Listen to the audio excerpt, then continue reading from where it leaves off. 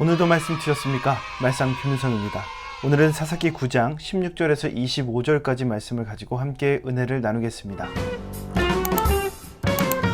아비멜렉이 자신의 형제 70명을 죽일 때 살아남은 한 사람이 있습니다. 바로 요담이죠. 보통 성경에 등장하는 그 인물이 가지고 있는 이름에 주목할 필요가 있습니다. 왜냐하면 그 이름이 그 사람을 잘 나타나기 때문에 그렇습니다. 아비멜렉의 뜻은 나의 아버지는 임금이다 라는 뜻이라면 요담의 이름의 뜻은 여호와는 완전하고 흠이 없으시다 라는 뜻입니다. 요담은 이름에서 알 수 있듯이 여호와 하나님을 신뢰하는 자입니다. 요담이 세겜 사람들에게 너희들이 아비멜렉을 선택한 것이 옳으냐? 기돈의 70명의 아들들을 죽인 것을 그 묵인한 그 사실이 너희들이 옳은 행동이냐? 라고 따지고 있습니다. 20절 말씀 보십시오. 그렇지 아니하면 아비멜렉에게서 불이 나와서 세겜 사람들과 밀로의 집을 살릴 것이요 세겜 사람들과 밀로의 집에서도 불이 나와 아비멜렉을 살릴 것이니라 하고, 아비멜렉과 세겜이 서로 불을 살릴 것이다 라고 말하고 있습니다. 정말 오늘 본문 이후의 말씀을 보면 아비멜렉과 세겜 사람들의 그 신뢰 관계가 깨지면서 다투는 장면이 등장을 하죠. 하나님께서 요담이란 사람을 살려주신 이유가 무엇일까요? 권력과 탐욕의 눈이 멀어서 죄악의 길에서 잘못된 선택을 하는 이 아비멜렉과 세겜 사람들에게 돌아올 수 있는 그 마지막 기회를 주시기 위함일 것입니다. 세겜을 향한 이 요담의 메시지는 여호와께로 돌아올 수 있는 유일한 이정표가 된 거예요. 그러나 아무도 이 요담의 말을 듣지 않았습니다. 결국 아비멜렉이 왕위에 올랐고 권력을 취했습니다. 세겜은 아비멜렉을 섬겼어요. 그런데 그 안에 불신이 싹트기 시작합니다. 왜 우리가 아비멜렉을 섬겨야 하는가?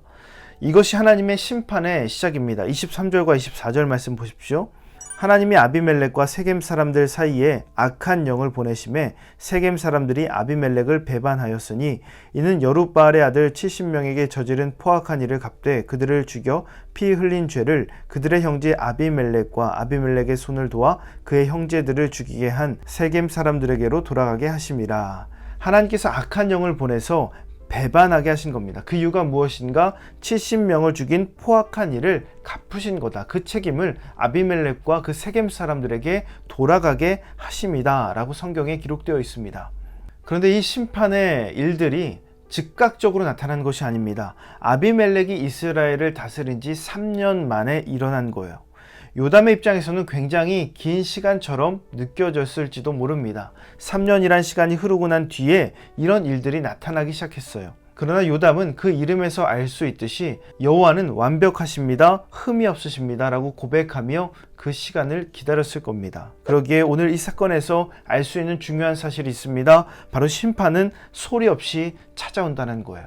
하나님의 심판은 소리 없이 찾아옵니다. 우리가 그때를 알 수 없어요. 어떤 일이 일어나고 그 뒤에 바로 찾아오는 것이 심판이 아니라 언제인지 알 수 없을 때 찾아오는 거예요. 소리 없이, 어떤 증상 없이 찾아오는 겁니다. 분명한 것은 찾아오는 때는 우리가 알 수 없지만 죄악으로 인한 그 결과와 책임은 반드시 하나님께서 묻는다라는 겁니다. 지금 당장 일어나지 않는다고 해서 끝난 것이 아닙니다. 그러므로 눈에 보이지 않는다고 해서 안심하지 말고 죄악에서 돌이키는, 부단히 돌아오려고 하는 그 모습이 우리에게 필요하다라는 것이죠. 본문에서 알 수 있는 또 한 가지는 사람의 이해관계로 세워진 삶의 기반은 쉽게 무너진다라는 거예요. 70명의 형제들을 죽이고 그리고 그 위에 권력을 세웠습니다.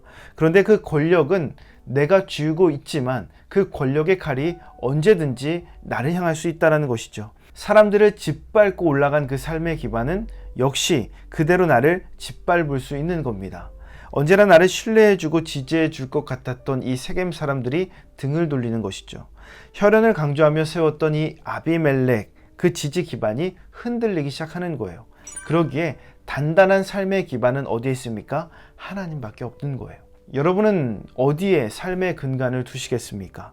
무너질 것이 분명한 곳보다 단단하고 튼튼하고 무너질 일이 없는 곳에 세우는 것이 기본 상식이죠. 그러기에 믿음의 삶을 사는 것이 기본 상식인 겁니다. 말씀 안에 세우십시오. 하나님 안에 세우십시오. 하나님을 왕으로 섬기시고 그 하나님 안에 우리의 인생과 삶을 세워가신다면 절대로 무너지지 않는 그 능력의 백성이 될 수 있다라는 겁니다. 그것이 오늘 우리가 살아가야 될 삶의 모습입니다. 몇 가지 묵상 제문 알려드립니다. 일어나는 일이 자신에게 불리해도 믿음의 길을 지킬 수 있습니까? 말씀대로 살아간 결과가 당장에 나타나지 않아도 하나님을 기다릴 수 있습니까? 하나님보다 사람의 힘이나 관계나 다른 부분을 신뢰했던 적이 있습니까? 이 묵상 질문을 곰곰이 생각하시면서 오늘도 실천할 수 있는 구체적인 계획을 세워보시기 바랍니다. 오늘 말씀의 내용이 도움이 되셨다면 좋아요와 구독 꼭 눌러주시고 이 말씀이 여러분의 삶이 되기를 예수님의 이름으로 축복합니다.